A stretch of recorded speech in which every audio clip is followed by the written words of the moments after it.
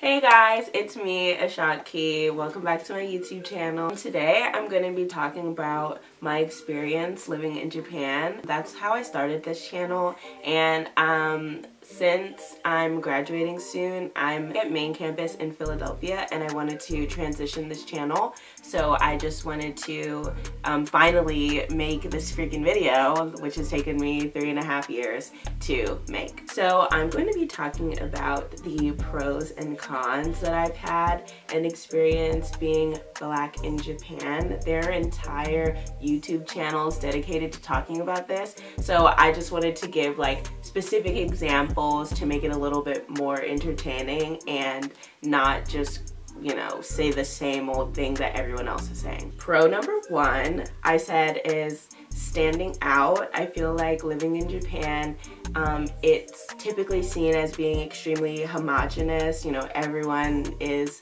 porcelain skin and black hair and suits and skirts and stuff like that. But when I lived there, I definitely felt like I stood out, and not necessarily in a bad way. Sometimes it was a bad way, but other times it was empowering. I enjoyed looking different and acting different and being different.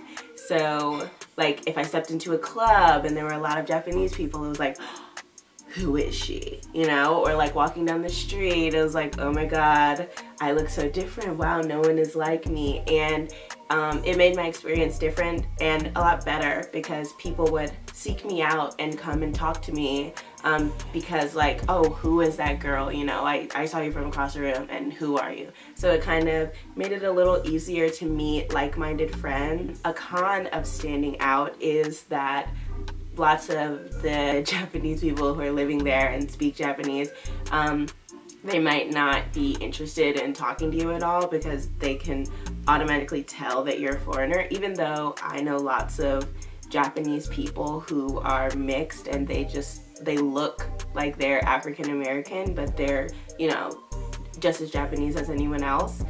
So that can be a con, which leads me into my next con, which would be stereotypes. I don't have a video on this, but I worked at Forever 21 and I got to work closely with a lot of like Japanese people who have lived in Japan their entire life. I think there were 3 English-speaking people and like one was this Portuguese guy, me, and a Japanese girl. So they would always come to me with their stereotypes to like ask me stuff and say things, you know, about my hair, about my skin, and I always got the typical like, oh, Ashanti, I went to the beach, I'm just like you, I look like you know, or like, oh, Ashanti, you look like this other mixed group, you know, this other Black girl, oh, you look like Beyonce, blah, blah, blah. I personally didn't take offense to it because I knew that they weren't meaning for it to be hurtful. They were just like kind of saying it. I assumed that it was kind of like word vomit and they were, you know, maybe this is my overconfidence, but they were probably excited to meet me. So I didn't take offense to it, but I mean, some people are more sensitive than others. I'm sure a different person might have been offended and maybe it would have negatively impacted their work experience. But for me, like, I didn't really care that much because I'm sure I said some ignorant shit to them or like asked them about chopsticks or something. I don't know. So another pro, I would definitely say Japanese people, when they realize that you're a foreigner and they see that like you're from somewhere else, they take immediate pity on you and like they want to help you and they're totally cool with helping you. Like it's unlike anything I've ever experienced. I feel like if I were lost, you know, stateside, I would be like, ooh, I don't know, should I ask somebody? Is anyone gonna help me? I'm sure if I asked somebody, they'd be like, oh, it's that way, when they don't even know. But when I was in Japan, people were definitely like eager to help me. More specifically, like one time I was trying to get a taxi and all the taxis were taken already that were going past me, and I literally, maybe this is crazy, but I stopped this lady on the street and I was like, oh my God, I need a taxi, like, can you please help me? And she actually did it. Like, she stopped what she was doing, called me a taxi, like waited with me until it got there and picked me up. And I offered her money and like she wouldn't take it. She was like, no, like it's no problem, which was incredible to me, and I kind of felt like, you know, a jackass for asking her, but like I was really, really desperate for a text. It was like no sweat at all, and there have been so many times where that's happened. Just random strangers helping me and being super nice to me, which felt really good because that doesn't happen that often when I'm stateside. Like, I don't feel special, so, and it's like, you're not special, so yeah. Well, another con, this is like a deeper issue, but I definitely know that my experience with police, not mine specifically because I never really had crazy encounters with police, but they would single me out. Like if I was out in my neighborhood, which was kind of further out on like the outskirts of Tokyo, like definitely far from the Yamanote line, so very residential, kind of like a suburban type of thing. If the police saw me, it was like immediately like, who is that? Who are you? What are you doing? Show me your passport. Where's your visa? Where do you live? What are you doing here?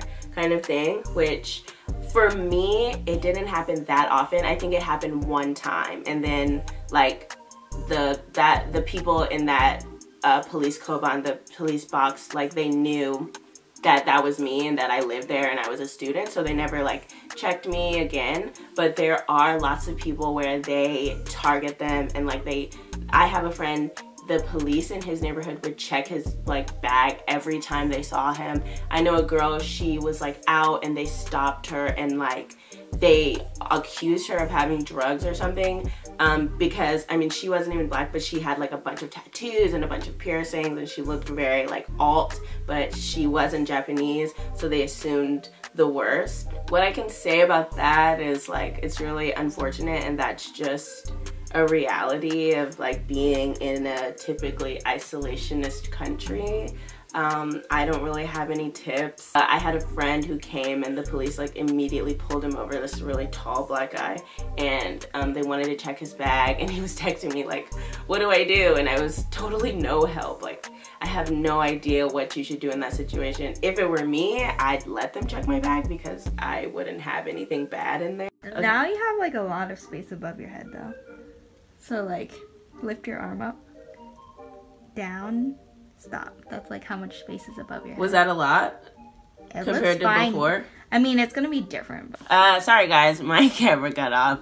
But like I was saying, I would just let them check it because I don't have anything in my bag, so they would just be looking dumb. To add to that though, although there is like some police discrimination, I've also lost a lot of stuff like in my time living in Japan. Wallets, I lost my purse, I lost another purse, I lost my phone, and the police were like so great with like getting my information. And like one time there were no like English speakers in the police box, and they called like another one and they translated for us, and we were like going back and forth on the phone like, yeah, it was a black wallet, and then they're like, black goodness. Like that was pretty funny, and they were like really sweet. And aside, I lost a phone and I lost my purse, but when I lost my wallet, I got it back, and someone picked it up and brought it back, which was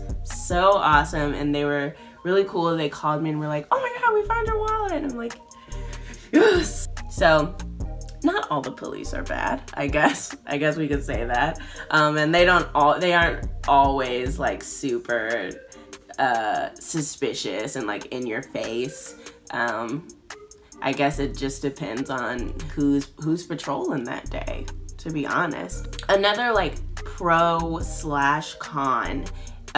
is feeling like an alien. Like I said, sometimes I enjoy looking different and like stepping on the scene and people are like, whoa, what is that? Who that? You know? But also people stare, and if you aren't confident, you're gonna think that they're staring at you because there's something wrong, and you're gonna feel uncomfortable. I like to get it in my head that like they're staring at me because I'm awesome and they can feel the vibes kind of thing, or they think I'm cool and that's why they're staring at me. But when people stare at you, because they definitely will, you just have, if you're thinking, oh my god, they think I'm fat. Oh my god, they think I'm too tall. They think I'm too short. They think my braids are ugly. They think my hair is nappy.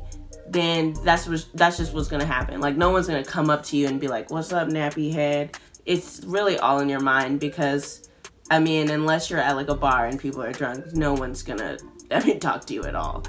It's all in your mind. That's really all I have to say about it. Thank you guys so much for watching. Make sure to like, comment, and subscribe, but definitely leave a comment. Maybe refuting some of my points, maybe agreeing to them, whatever you feel. You know the vibes. Thanks for watching.